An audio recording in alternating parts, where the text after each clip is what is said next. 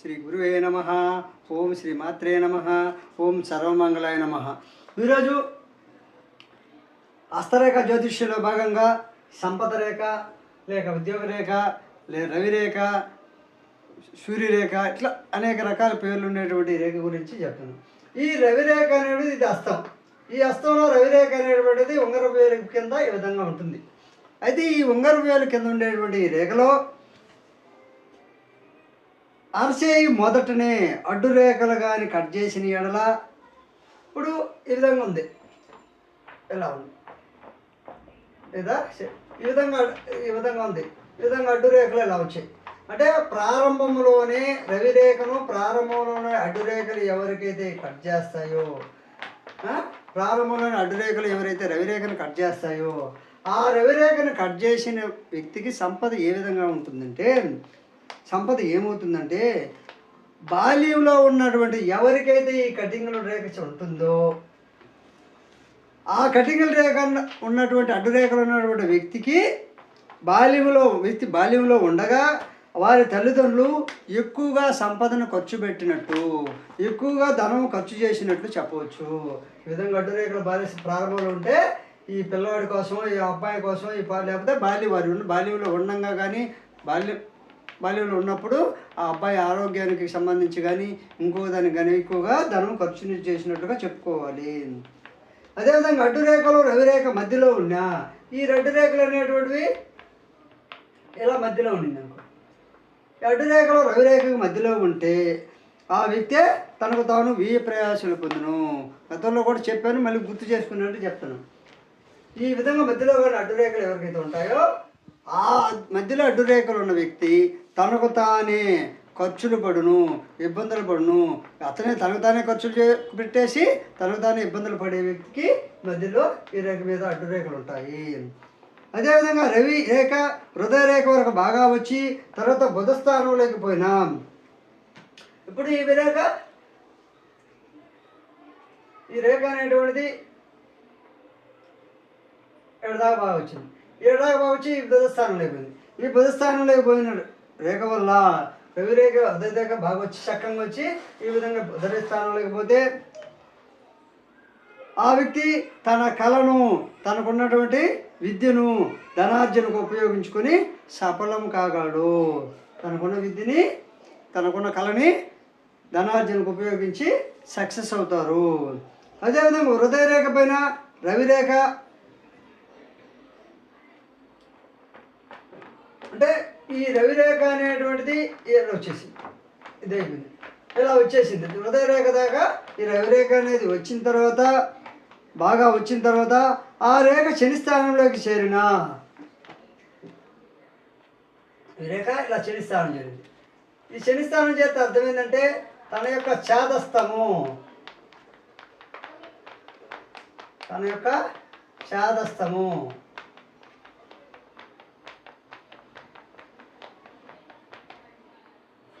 ఈ శని స్థానంలోకి ఈ విధంగా చేస్తే రేఖ తన యొక్క శాదస్తము ద్వారా అంటే ఎడదాకా బాగా వచ్చింది హృదయ రేఖ దాకా. ఏడు నుంచి శని స్థానం పోయింది. శని స్థానం పోతే తనకున్న శాదస్తము ద్వారా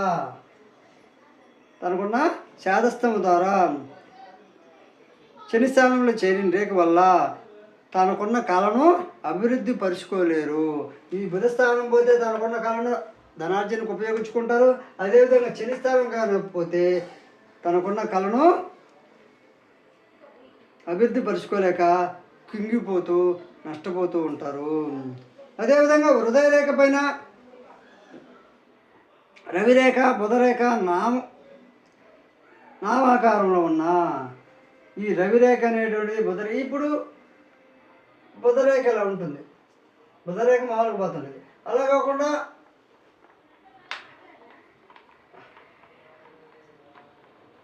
బుధరేఖ అనేటువంటిది ఎలా పోతుంది, ఇది బుద్ధిరేఖ, ఇక్కడ ఇటు పోయేది బుధరేఖ ఎలా పోతుంది. ఈ బుద్ధిరేఖ, ఈ రవిరేఖ, ఈ నామాలు ఏ విధంగా ఉంటుందో ఇలా నామంలాగా ఈ హృదయరేఖ మీద విధంగా నామంలా బుధరేఖ ఇలా అనుకోండి, ఇది వచ్చేసింది. రవిరేఖ బుధరేఖ నామాకారంగా కలుసుకునినా ఇలా వచ్చేసి ఇలా బుధ స్థానం నుంచి వచ్చిన రేఖ ఇలా వచ్చేసి ఇలా కలిసింది. రవి స్థానం నుంచి వచ్చిన రేఖ ఇలా వచ్చింది, ఇది వదిలి ఇలా వచ్చింది, ఇది ఇలా వచ్చింది నామంలాగా. ఈ నామంలాగా హృదయ రేఖ మీద రేఖ ఎవరికైతే ఉంటుందో కలుసుకుంటుందో ఈ రెండు నుంచి కలుసుకోవాలి. ఆ విధంగా కలుసుకోవడం వల్ల ఆ వ్యక్తులు వైద్య రంగము కళా పోషకులుగా, కట్టడములు నిర్మించేవారుగా, అంటే నిర్మాణాలలో మొదలైన విషయాల్లో మంచి ప్రావీణ్యత కలిగి తీవ్రమైన ప్రజ్ఞానితులుగా అవుదురు, తీవ్రమైన ప్రజ్ఞ కలిగిన వారుగా అవుదురు. అదేవిధంగా అరచేయి నరములతో ఉండి పలుసుగా ఉండి, ఈ అరచేయి అనేటువంటిది ఎవరికైతే నరాలు కనిపించినట్లుగా, అదేవిధంగా లోతుగా ఈ భాగం అనేటువంటిది బాగా లోతుగా అస్తమనందు ఉండే సూర్యరేఖ వల్ల శుభసూచకం కాదు.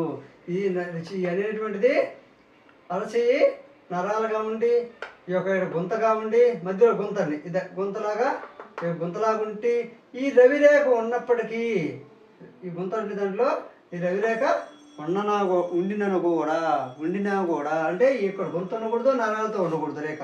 అలా ఉంటే నరాలతో అరచేయి ఉంటే మధ్యలో గుంతగానే ఉంటే అటువంటి వారికి రవిరేఖ ఉన్నప్పటికీ ఈ సంపద రేఖ ఉన్నప్పటికీ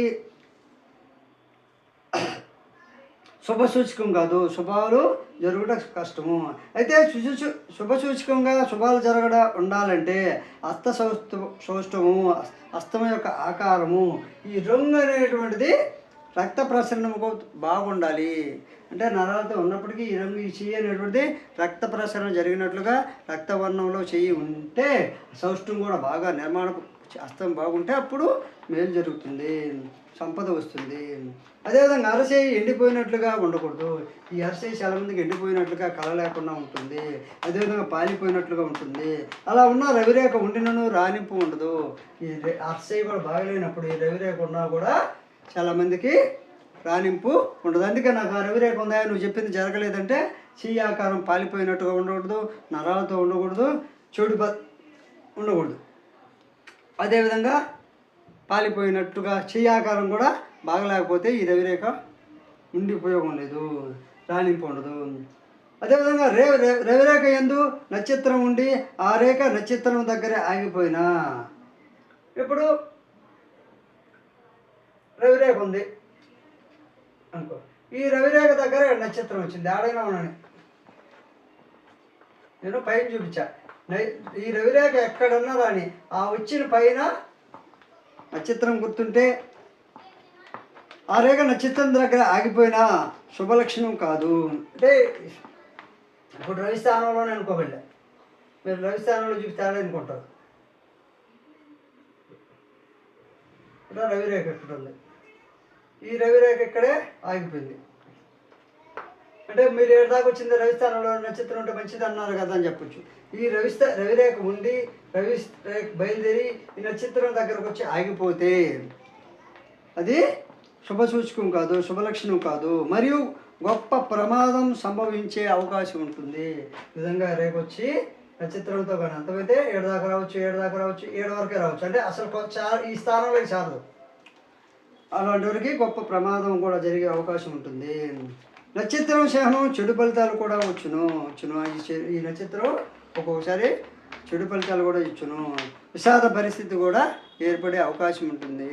కాబట్టి రెమెడీ చేసుకోవడమే, నూనె పూసుకోవడం, సాధన చేయడం, సూర్యుడు నమస్కరించుకోవడం, లేకపోతే నవగ్రహాల చుట్టూ తిరగడం, తర్వాత మీకు తెలిసిన ఏదైతే చేస్తారో ఆ నమ్మినటువంటి రెమెడీ చేసుకోవడం.